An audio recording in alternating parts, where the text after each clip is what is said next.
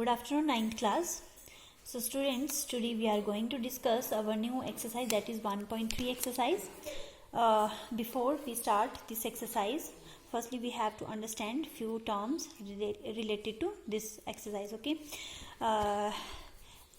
Students, इस exercise के starting में और इस यूनिट के स्टार्टिंग में मैंने आपको रैशनल नंबर के बारे में भी स्टडी करवाया था, और इस एक्सरसाइज में हम जो है रैशनल नंबर को एक न्यू तरीके से सॉल्व करने की कोशिश करेंगे. ठीक है. लाइक पी ओवर क्यू की फॉर्म जो होती है वो आपको पता है रैशनल फॉर्म होती है. And when on division this P by Q two main things happen. इन दोनों टर्म्स को जब पी को जब क्यू से डिवाइड करते हैं तो टू थिंग्स यहाँ पे अराइज होती हैं. That is either the remainder becomes zero और नेवर बिकम्स ज़ीरो. मीन्स जो रिमाइंडर है वो ज़ीरो हो सकता है एंड रिमाइंडर जो वो ज़ीरो नहीं भी हो सकता है. ठीक है. सो केस फर्स्ट आता है द रिमाइंडर बिकम्स ज़ीरो. जब रिमाइंडर जो हो जाएगा वो ज़ीरो हो जाएगा. ठीक है. कोई भी टू टर्म्स आपको पता है ओवर की फॉर्म में लेंगे और उसको जो है डिवाइड करेंगे. सो उसका रिमाइंडर अगर ज़ीरो आता है तब उस टर्म को क्या बोलते हैं. ठीक है. देन 7/8 मैंने एग्जाम्पल दिया और उसको जब आप सॉल्व करेंगे तो उसका क्वेश्चन आएगा 0.875. मीन्स इसके बाद जो इसका रिमाइंडर है वो ज़ीरो आ गया है. Then the decimal expansion terminates or ends after a finite number of steps. Means जो decimal expansion है वो जो है terminate हो रही है या फिर ख़त्म हो रही है एक finite number of steps के बाद. ठीक है. Then जिनका remainder जो है ज़ीरो आ जाएगा उनको आप बोलोगे terminating decimal expansion. Okay, when the remainder becomes zero, then terms are known as terminating decimal expansion. Then case number second is the remainder never becomes zero. Means example लिया हुआ मैंने 1/3 then is equal to 0.3333 so on up to, मतलब ये finish हो ही नहीं रहा है. ठीक है. और इसको जो 0.3 बार भी बोलते हो, इसके ऊपर बार लग गया. मीन्स ये जो 3 है वो रिपीट होता जा रहा है. And this type of expansion is known as non terminating repeating decimal expansion. और रिपीटिंग को आप रेकरिंग भी बोलेंगे. आगे जो वर्ड आएगा एक उसमें रिपीटिंग मीन्स रेकरिंग. ओके. उसको बोल सकते हो.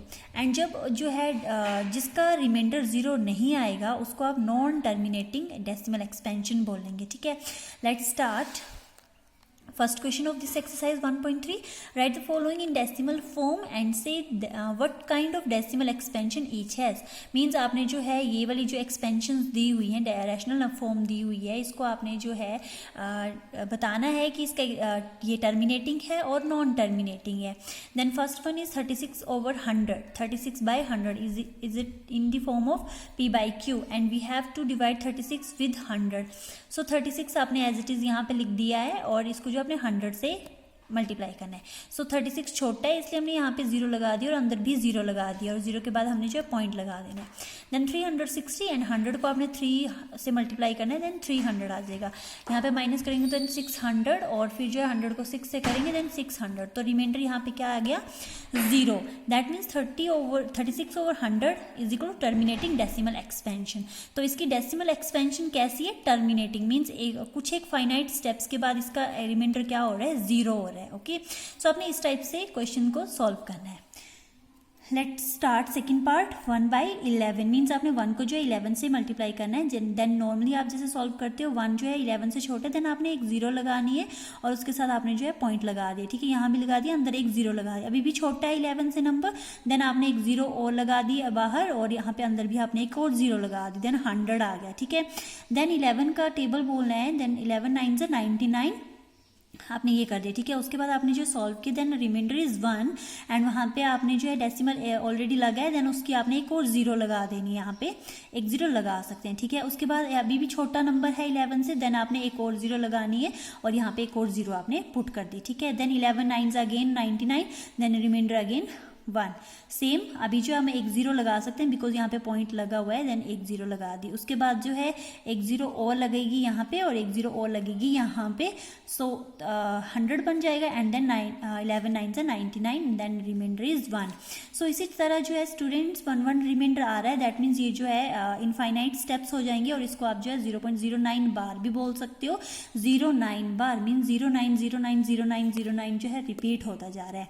Then this type of expansion is non terminating repeating और रेकरिंग. ये जो है नॉन टर्मिनेटिंग है. ठीक है. ये कभी भी खत्म नहीं हो रही है.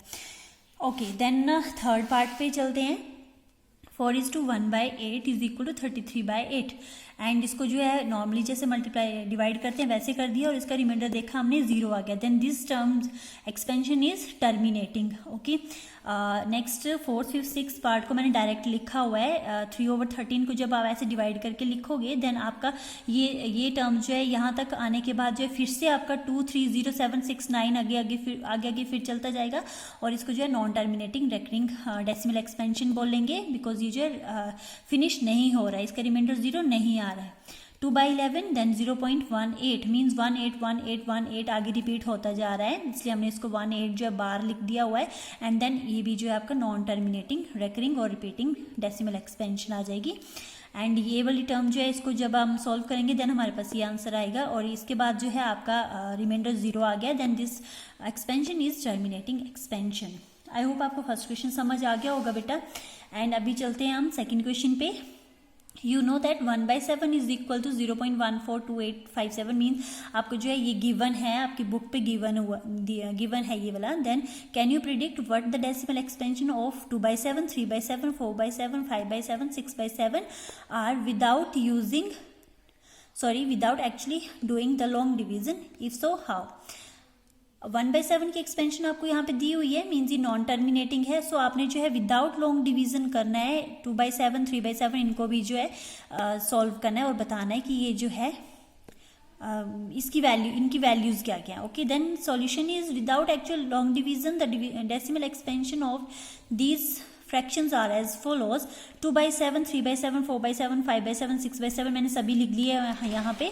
एंड देन यहाँ पे जो है 2 कॉमन लिया और अंदर क्या बचा 1/7 तो सभी के साथ है. एंड यहाँ पे जो 2 एज इट इज और 1/7 की वैल्यू आपको जो क्वेश्चन में दी हुई है ये वाली, तो आपने यहाँ पे लिख दिया और आपने नॉर्मली इसको इसके साथ क्या कर दिया हुआ मल्टीप्लाई करा हुआ है और आपका ये आंसर आ जाएगा. ठीक है. And then 3/7 then 3 common and 1/7 आपको आपने यहाँ पे साइड निकाला हुआ है. देन ठीक है, और यहाँ पे जो है आपने 3 यहाँ पे लिखा है और 1/7 की वैल्यू आपने यहाँ पे पुट कर दिया. एंड देन आपको जो है 3 से मल्टीप्लाई करना है एंड ये वैल्यू आ जाएगी. देन सिमिलरली 4 के केस के लिए, सिमिलरली 5 के केस के लिए, सिमिलरली 6 के केस के लिए आपने जस्ट मल्टीप्लाई करना है, आपके पास ये वाली वैल्यूज आ जाएंगी. Okay, so this is all about your question first and second of exercise 1.3. I hope आपको ये क्वेश्चन समझ आ गए होंगे. सो अभी नेक्स्ट वीडियो में हम जो है नेक्स्ट क्वेश्चन करेंगे. Thank you students.